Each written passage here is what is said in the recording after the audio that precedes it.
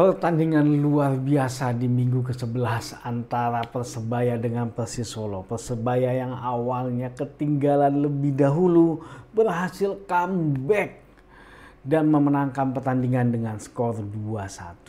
Seperti apa serunya pertandingan ini? Yuk kita bahas bersama gue Alvin, seseorang yang punya komitmen untuk sepak bola Indonesia.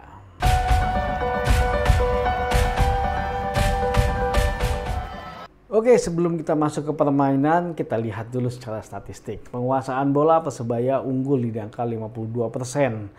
Total tembakan Persebaya sebanyak 11 kali dan Persis Solo pun juga nggak terlalu sedikit, yaitu sebanyak 7 kali tembakan. Tembakan ke arah gawangnya Persebaya sebanyak 5 kali dan Persis Solo sebanyak 3 kali. Tendangan sudut 7/4.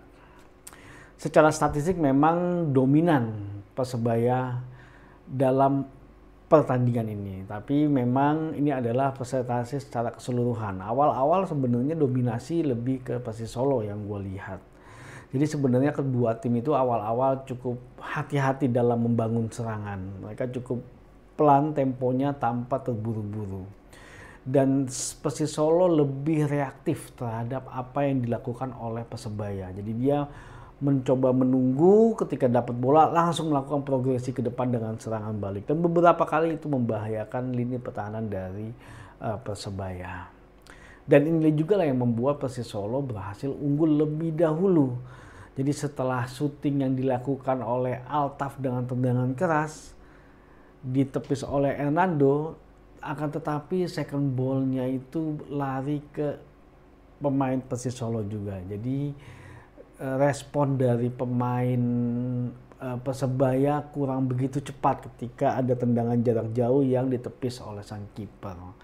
Dan ini merupakan sebuah kebiasaan jelek dari rata-rata tim BRI Super League. Jadi rata-rata pemain bertahan itu ketika ada tendangan jarak jauh hanya melihat, beda dengan pemain penyerang yang langsung berlari untuk menerima bola ataupun second ball-nya. Nah itu yang kadang-kadang memang harus sering dilatih sih sama pemain bertahan, baik dimanapun berada lah kalau menurut gua. Nah setelah unggul 1-0, Persebaya sebenarnya masih cukup belum terlalu merubah temponya, dia masih sama gitu, tidak melakukan high press, harus segera mencari bola karena memang kalau nggak salah golnya tuh di menit 18 itu masih panjang lah, masih panjang perjalanan, masih banyak waktu untuk Persebaya untuk mengejar ketinggalannya mereka. Cuman di sini gue lihat beberapa kali serangan baliknya ketika Persebaya maju menekan, serangan baliknya Persis Solo itu membahayakan sekali lini pertahanan dari Persebaya, karena beberapa kali Soya Yamamoto udah one on one, bahkan pernah one on one sama kiper, dia juga gagal menciptakan gol tambahan. Inilah yang sangat disayangkan. Yang tadi waktu gue live di TikTok gue bilang ini Persis Solo kalau buat mengamankan poin 3 dia harus nambah gol lagi. Nah peluang emas pun akhirnya sangat sayang tidak dimanfaatkan dengan baik. Itu akhirnya menjadi sebuah sebuah kesalahan yang menurut gue akhirnya fatal, dan akhirnya di babak injury time ternyata Persebaya lah yang berhasil menyamakan kedudukan melalui umpan bagus, gue lupa dari siapa, ke Gali Freitas yang antara offside dan tidak, tapi sudah dikonfirmasi oleh VAR bahwa itu tidak offside, onside, dan Gali Freitas memberikan umpan kepada Perovic dan Perovic menyelesaikan umpan itu dengan sangat baik dan sangat bagus menurut gua, dan akhirnya mereka berhasil menyamakan kedudukan. Nah di momen inilah sebenarnya gua melihat bahwa Persis Solo sudah mulai kehilangan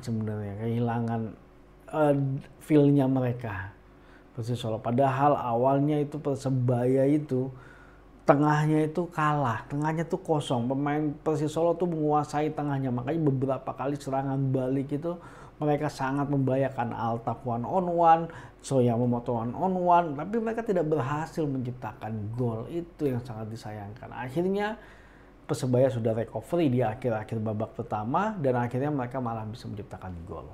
Nah, di babak kedua tempo memang agak turun karena kondisinya sudah skornya satu sama, baik dari Persis Solo maupun juga Persebaya Surabaya. Temponya diturunin.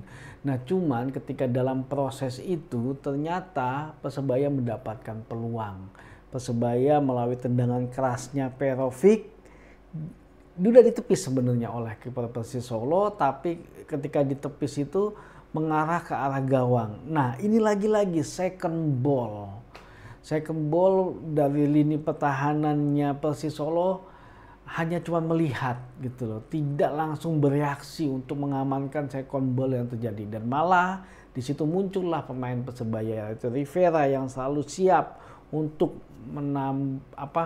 menyelesaikan dari second ball yang dia dapatkan, dan akhirnya Persebaya unggullah menjadi 2-1.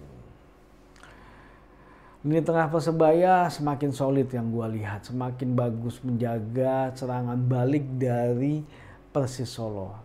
Tapi kondisinya ketika sudah ketinggalan memang udah bukan masalah serangan balik lagi. Persis Solo lah yang sekarang melakukan penyerangan untuk menekan. Persebaya lah yang melakukan serangan balik.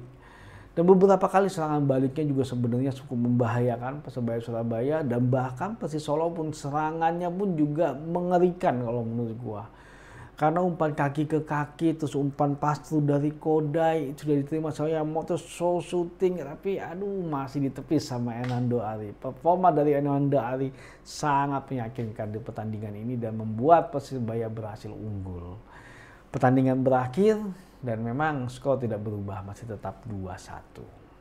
Nah, dengan kemenangan ini Persebaya saat ini menduduki peringkat ke-8 dari 9 kali permainan, poinnya angkanya 14, 4 kali menang, 2 kali seri dan 3 kali kalah. Nah, sedangkan Persis Solo sangat disayangkan, makin terpuruk di zona degradasi ya. Mungkin akan ada pemecatan mungkin kayaknya pelatih Persis Solo karena sudah 10 pertandingan baru 1 kali menang, 2 kali seri dan mengalami 7 kekalahan. Banyak banget kekalahannya 7. Dan poin mereka hanya 5. Ya agak berat memang perjalanan yang harus dilakukan Persis Solo, dan bisa jadi memang akan ada pelatih baru kalau gua melihatnya. Tapi yang pasti biasanya sih akan dihandle oleh caretaker dulu. Tapi ya kita lihat seperti apa perkembangannya, karena performanya nggak cukup baik ya buat Persis Solo.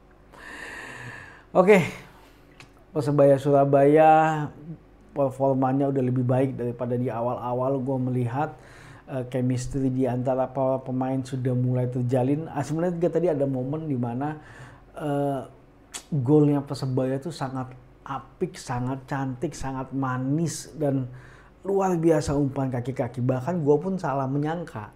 Gue nyangkanya yang akan finishing adalah Gary Freitas ketika Bruno memberikan bola pantul. Tapi di sana ada Rivera yang sangat kosong.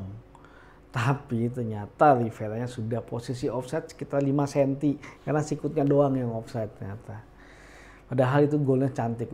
Berawal dari umpan kaki ke kaki, Gary Freitas melakukan penetrasi dan akhirnya memberikan final pass kepada ini. Cakep banget sebenarnya ini. Ya udah beda lah dibanding dengan awal-awalnya Persebaya. Ya kalau lawan Persija memang beda kondisinya karena memang Persija dominan, secara skema game plan pun juga berbeda gitu, dan menurut gua sudah terjadi peningkatan dari Persebaya sampai dengan minggu ke-11 ini. Tapi nanti kita lihat seperti apa perkembangan selanjutnya, dan Persis Solo ya mau nggak mau harus bangkit. Ya mungkin pelatih baru ataupun caretaker bisa membawa perubahan kepada Persis Solo yang pastinya lagi berjuang untuk keluar dari zona degradasi. Yang pasti mereka sih nggak mau terdegradasi kembali. Oke, terima kasih sudah nonton video ini. Yang kita selalu berharap bahwa produk akhir dari tim nasional adalah, yang kita berharap adalah bahwa produk akhir dari Liga adalah tim nasional. Semoga pemain kita makin berkembang, Garuda bisa makin terbang tinggi. Maju sepak bola Indonesia.